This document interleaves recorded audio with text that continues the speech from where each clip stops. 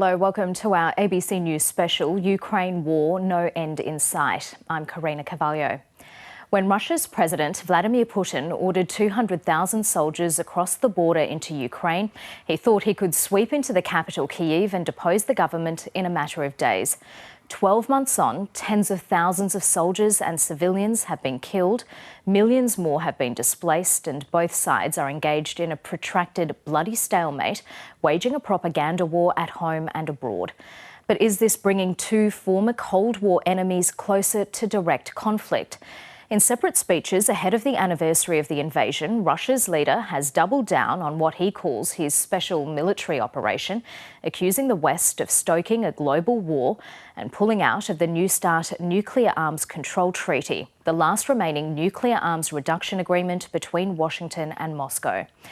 In his own stirring speech, US President Joe Biden warned that it's not just Ukraine's sovereignty at stake, the freedom of the entire world is at risk, vowing that democracies of the world will stand guard over freedom today, tomorrow and forever. And the US and its allies will have Ukraine's back. Over the course of the next half hour, we'll speak to one of Ukraine's biggest pop stars turned soldier and a Ukrainian MP. We'll also discuss where this conflict is headed and if there is any prospect of peace. But first, let's take you to the streets of Kyiv and our Europe correspondent Isabella Higgins. Isabella, you've been covering this conflict since it began a year ago, seeing firsthand the destruction and devastation that it's brought. Can you tell us about the places you visited, the people you've met, and just how Ukraine has changed? Well, Karina, truly so much has changed in the last 12 months. It's hard to imagine today that about a year ago that this city was under attack, that thousands of people were fleeing, that highways were clogged, that people feared an imminent regime change, that Russian soldiers would be here in the capital. Today, it feels oddly quite ordinary. Life really does feel quite ordinary, and that is a strange duplicity to life in Ukraine at the moment. You can walk around this city and there's rush hour traffic, there's young people piling into cafes, there's street vendors selling local food, but things can change in a moment when those air alarms go off. And I think the time where you really feel that this country and city is very much at war is when night falls. It's very eerily dark here at night. That's a protection mechanism against Russian attacks. When you walk through the streets, a lot of the street lamps aren't turned on, curtains are drawn, there's no lights on in those public buildings, and that's when you really remember that this city still is under threat at all times. Just in the last couple of weeks, I've been moving around, and in other cities like in Western Ukraine and Lviv and in central Ukraine and Dnipro, there was that similar feeling that they had found a sense of normalcy, a new normal during this life at war. It felt a bit different when I went over to the east in Kharkiv. That is a city that came under incredibly heavy bombardment in those first days of the war. When you walk around that city, buildings, a lot of them, the windows are boarded up. You can really feel that quite a lot of damage happened there. And at night, it was almost impossible to distinguish one street from another because it was so dark. It was a really eerie feeling. And someone I spoke to there said that the city cloaks itself in darkness, that its protection from the Russian attacks. Actually said to me, that's when the evil fairies come out at night. So that's the strange duplicity to life here at the moment. And in Kharkiv, people were talking about those painful memories of those early days of the war, but you got the sense that the resolve is still there, that they want to fight. They really believe in victory for their country. We can take a listen to what some of those people had to say, some of those locals in Kharkiv who took up arms, who I met with just a few days ago. I was waking up, listening the explosions all around the city, and waking up my family, getting prepared. We actually were expecting some things like this, but nobody can be ready. I was born in the Donbass region, and this war for us war started in 2014. So if not then whose war it is?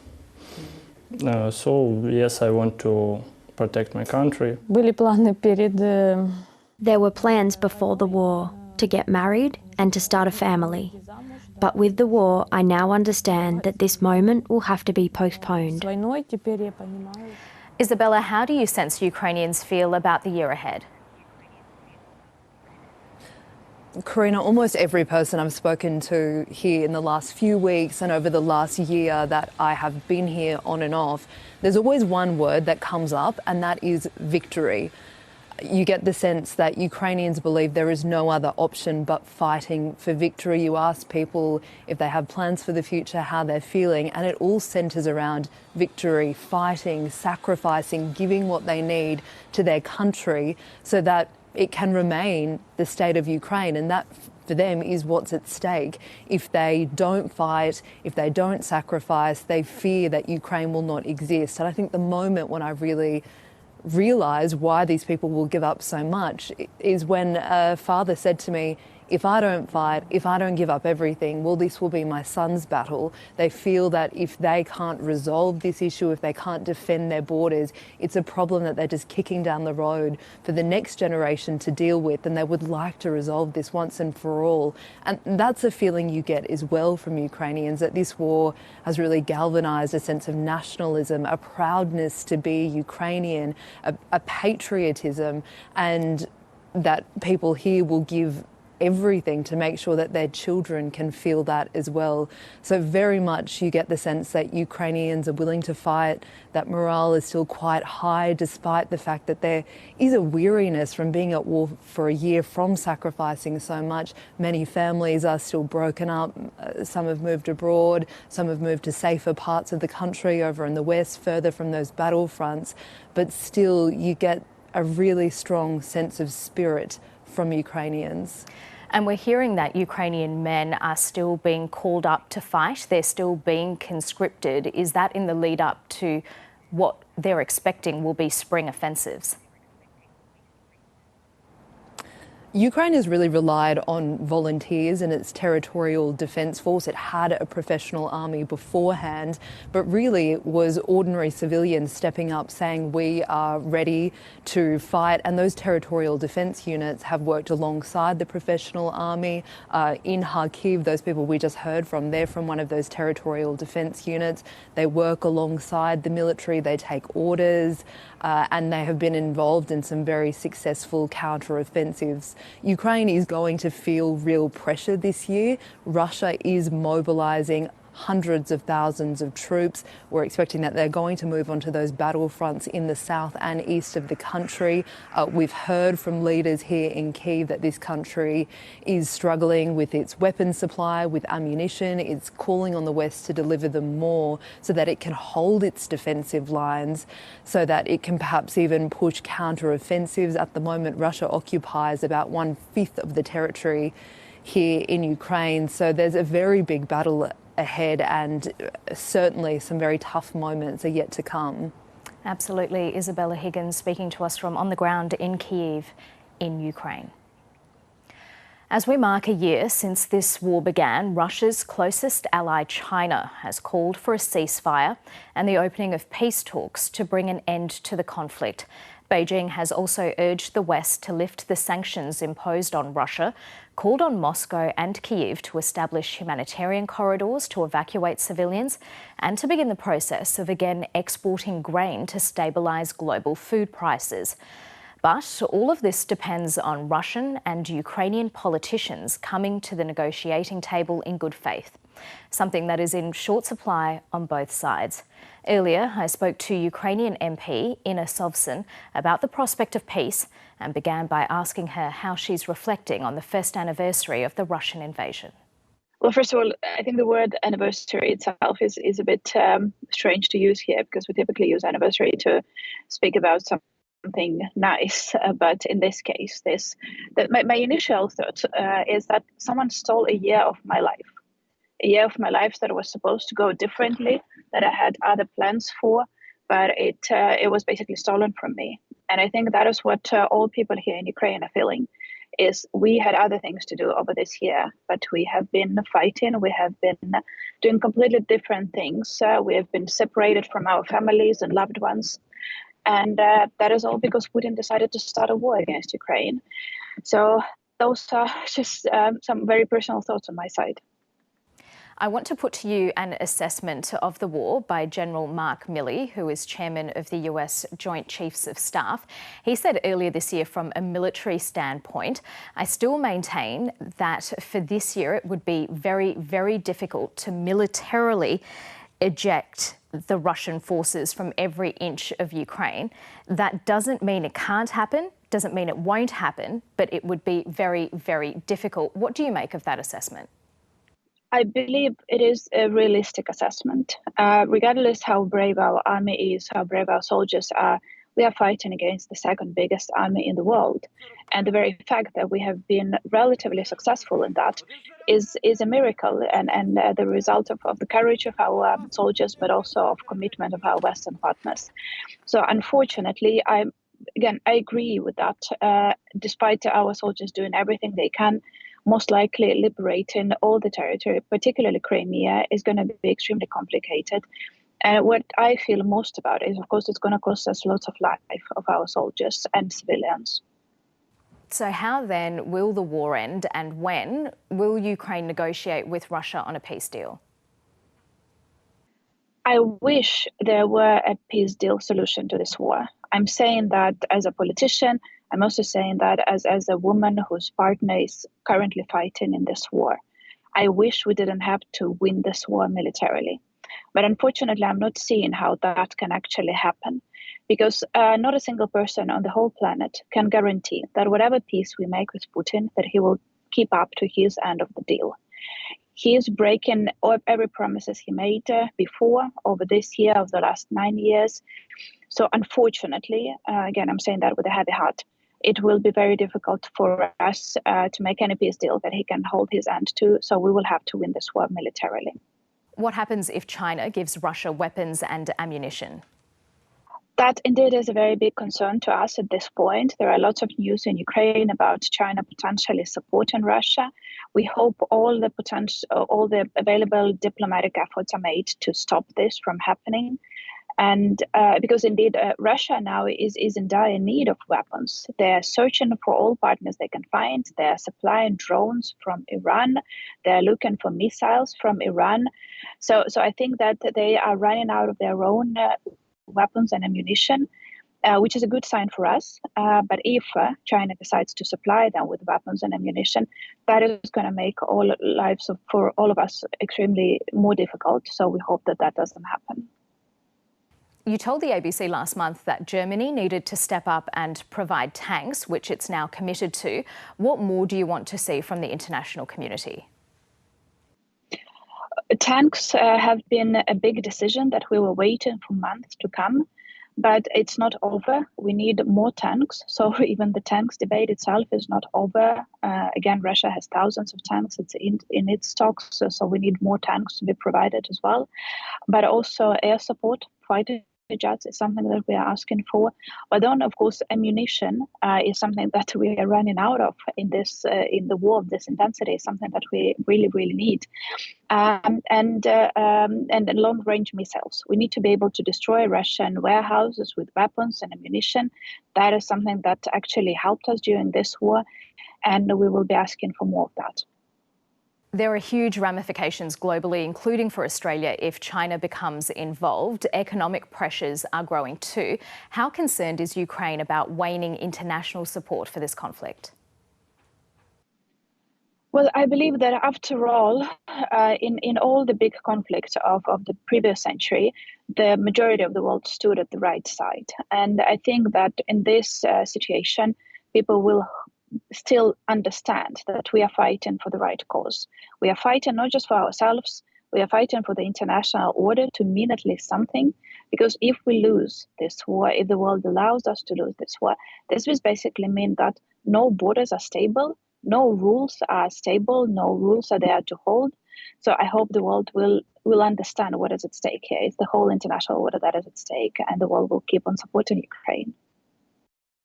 That's Ines Sovson there. Let's bring in the ABC's Global Affairs editor, John Lyons. John, you've recently returned from Ukraine where you spent time with those caught up in the conflict. Do they share Minister Sovson's view that this conflict can only be resolved militarily? Yes, Karina. Two things really struck me. The first is the absolute determination of the people of Ukraine. And secondly, there's a real sense that it's going to escalate. Both sides, I think the Russians and the Ukrainians, are expecting when the weather changes, gets warmer, and tanks can then be deployed, that we're going to see the so-called spring offensives. So there was a frantic movement inside Kyiv when I was there to prepare themselves. I saw soldiers, there's a shop there that sells all the soldiers' gear and jumpers and trousers and everything. It was packed with young men, and young Ukrainian men are waiting. They're on waiting lists to go and fight, whereas Russia is having to mobilise them. So we're seeing this incredible enthusiasm, and to go to the front and to fight, it's affecting all the families. However, you know, there is a sort of sense of foreboding, because that's why the Ukrainians are trying to get those tanks so quickly. The Russians, I think, will try to spring an attack before a lot of those tanks arrive. And a short time ago, I spoke to one of those Ukrainian soldiers who's a very versatile soldier. He goes between the front and music. In one moment, you like preparing to your military work. In second moment, you are being under shelling, under mortar fire shelling or artillery shelling. And next time, one of your friends became injured and wounded, and you must to give him first aid. Next time, you are giving interview to international journalist. Next time you're cleaning your rifle gun. Next time, and it goes and goes, and everything changes very fast. Taras, you're not only a soldier, you're also a pop star. Before the war broke out, you were playing sold-out stadium shows in Ukraine with your band. And in June, Bono joined you for an impromptu performance in a Kyiv metro station. You also recorded a song with Ed Sheeran. What's it been like going back and forth between the role of singer and soldier? It's very stressful, because you need to switch from one regime to another regime, from one feeling to another feeling, and it is insane. I never dreamed that I will someday sing with Bono, but also I never dreamed, I never want that it will happen in case of war. By the way, I want to say thank you to the Bono, and what is Bono or another celebrity is doing. They continue to support Ukraine, and by their voice, they are sharing and spreading information about war in Ukraine. They help us world not to forget about our war. And Bono promised to me, and also Ed Sheeran promised to me, that they will come to Ukraine after the victory and give the biggest concerts to our people. How do you see the war ending? I think that we will get this victory. Everyone believes in this, and everyone knows that it will happen. But of course, I think that we must to get more weapon. And by the way, I want to say thank you to Australian people, to Australian government, that they helping us. But we need more. So of course, I want this war to end tomorrow, but I want it to end by our victory. I have some dreams that this war will end in this year. Our armed forces are doing all their best to get this victory much more faster. But the main message is more weapon we will get, less people will die. Taras, thanks so much for your time. Thank you so much, and thank you for calling me. Thank you for speaking with me and sharing information about our war. And what I want to say, that we are fighting. Yeah, I understand that it's maybe not so understandable in Australia. But for us, people who live in Europe, we understand that we are fighting not just for future of our country. We're fighting for values and principles of whole freedom Europe, whole democracy world. And if we will lost in this war, if we will lose in this war, it will be absolutely different world. And it's really interesting, those sentiments, John, have been echoed by so many Ukrainians that we've spoken to, both in Australia and overseas. They keep saying that what's at stake here is basically democracy as we know it. And for the West, we know that the war has not gone the way Russia hoped. Does that make Vladimir Putin even more dangerous? Yes, Karina, I think he's at his most dangerous now. The war's gone dreadfully for him. He's got a growing opposition inside Russia from the right wing, from the Wagner group, from those who think he's not going hard enough. He can't resign, he can't retire, or else he faces danger himself. He's like now this sort of cornered bear in a cage, and he's going to fight. Unfortunately, victory for him seems to be, as far as he's concerned, the only way out. I think it makes him very dangerous at the moment. And in terms of the nuclear options? Well, he's raised that in the past, of course, and you're right, that underwrites everything. NATO and the US are fearful of that. That's the reason the Ukrainians are not firing missiles into Russia. That's the reason there's not a no-fly zone. At the end of the day, NATO and the US are fearful that one of the biggest nuclear powers in the world, Russia, may actually deploy those. Who's better placed to endure a long war, Russia or Ukraine? Well, in a strange way, for Ukraine now, they've got the Russians' measure, the measure of Russians on the battlefield. The Ukrainians are slowly winning. Their real concern now is the capital and in the Congress in Washington.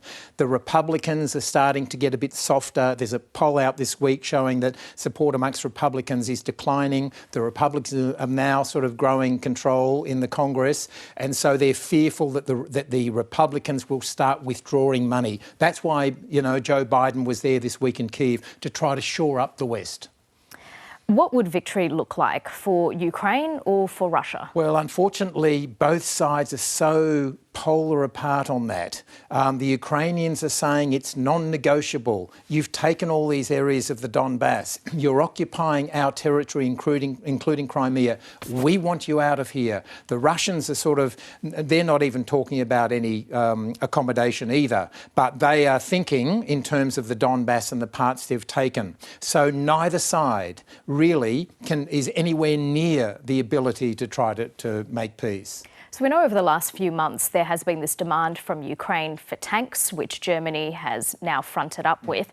The next thing they're asking for is fighter jets. Will they get those? I don't think they will. I think that NATO and the West will think that that is a real escalation, because those jets are not going to just stay in Ukrainian airspace, I don't think. And then once they go over the border, then I think that's when the Russians will start trying to shoot down the planes. I don't think they'll get the jets that they want.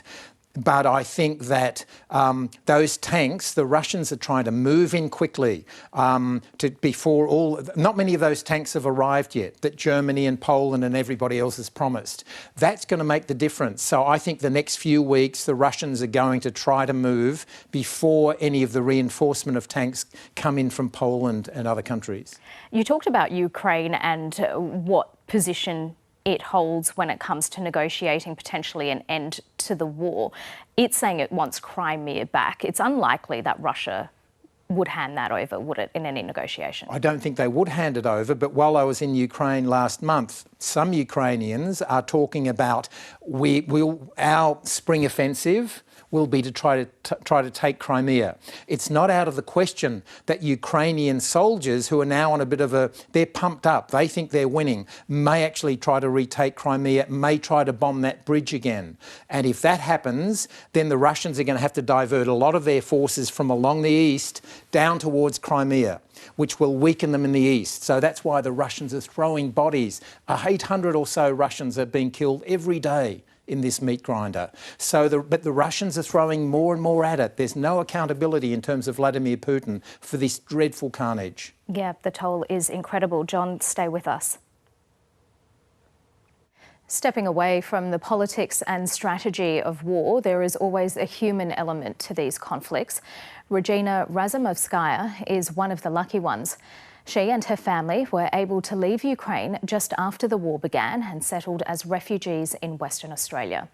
Regina Razumovskaya joins me now from the wheatbelt town of Narrogin. Thank you so much for your time. How are you and your family feeling about the 1-year mark of this conflict? Thank you, Karina. Thank you for inviting me. It's almost unbelievable that a year passed since the war began, and 11 months our living in Australia. So a lot have happened since that time, but now we are well settled in Australia, and together with all our relatives, waiting for the war to be finished. How is life in the WA wheatbelt? You've recently moved from Nannup to Narrogin. We haven't lived in Narrogin for long yet, so that to make any judgments or comparisons. But what I must tell you that, well, Nannup has been a very small town where people live just like one family. So everybody knows each other. And for instance, one day you are on TV and the other day everybody knows that and just asks you, how was it? Narrogin is a bigger place. It's a regional center. And well, like everywhere, the bigger the town, the less density in terms of communication. But still it's fine. So people are also very supportive here whenever you go. How are your children doing? Do they like Australia? I was really concerned about my kids because due to lack of English when we arrived, but kids are learning fast. And now when I see them at school and how they communicate with their classmates, I can't believe that only 1 year ago, they didn't know a single word in English. You are Russian-born, you still have family there. I know when the war first broke out last year, they were supportive of Russia's actions. Are they still now? Do you speak to them at all? Well, what I can tell you, though we are not trying to touch upon such vital issues like war and what do they think about war, what I have noticed that they have got tired and exhausted with all this news about this or that military actions and what Putin is aiming to do next. And they just telling me that they would like everything to be finished. Do you think you will return to Ukraine or see your family in Russia again? The whole question about going back to Ukraine is a very complex one. And here I would like to be explicit. Yes, I would love to come back. I would love to have the same kind of life I had before, but I doubt that it could be possible. Regina Razumovskaya, thank you so much for sharing your story with us. Thank you. And thank you for your company on this ABC News special, The War in Ukraine, No End in Sight. Sending missiles into apartment blocks at 2 in the morning. Охуеть! Ебать, блядь, ебани, сука их! Ukraine says it's finding evidence of war crimes in the recaptured town of Bucha.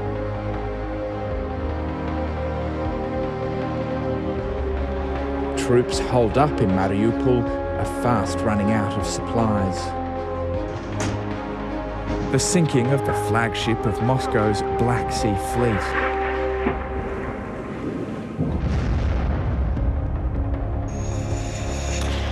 Russia has claimed full control of Luhansk. Many of the images are too graphic to show. Blackened corpses are strewn across the facility. Some are still lying in their bunks. Europe's largest nuclear plant completely out of control. Russia's hold over the city, Kherson, was over.